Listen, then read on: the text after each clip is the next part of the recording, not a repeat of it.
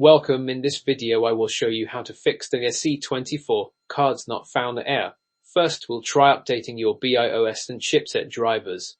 Go to your motherboard manufacturer's website and look for the latest BIOS updates. Download and install any available updates. Next, visit the website of your chipset manufacturer like Intel or AMD and download the latest drivers for your chipset. Install those as well. If that doesn't work, we can try resetting the CMOS. Turn off your computer and unplug it from the power outlet. Open up your computer case and locate the CMOS jumper on the motherboard. It's usually a small jumper with 3 pins. Move the jumper to the clear position for about 5 seconds. Then move the jumper back to its original position. Close up your computer case, plug it back in, and turn it on. Another solution is to check your RAM configuration. Make sure all your RAM sticks are properly seated in their slots. If any feel loose, reseat them firmly. You can also try using only one RAM stick at a time to see if you have a faulty module. If the error persists, let's test your graphics card in another slot. Turn off your computer and unplug it. Open the case and carefully remove your graphics card.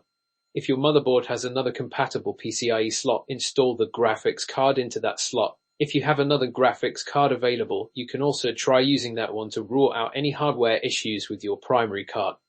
Sometimes enabling legacy boot mode can resolve this issue. Restart your computer and enter the BIOS settings by pressing the designated key during startup, usually Del F or F.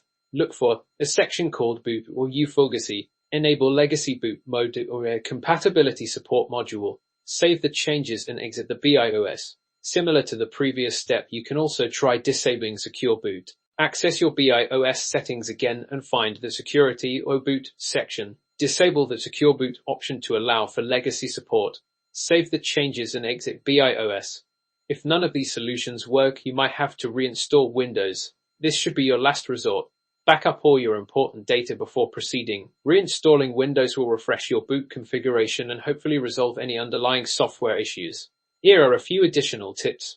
Try using a different PCIe cable for your graphics card if you have one.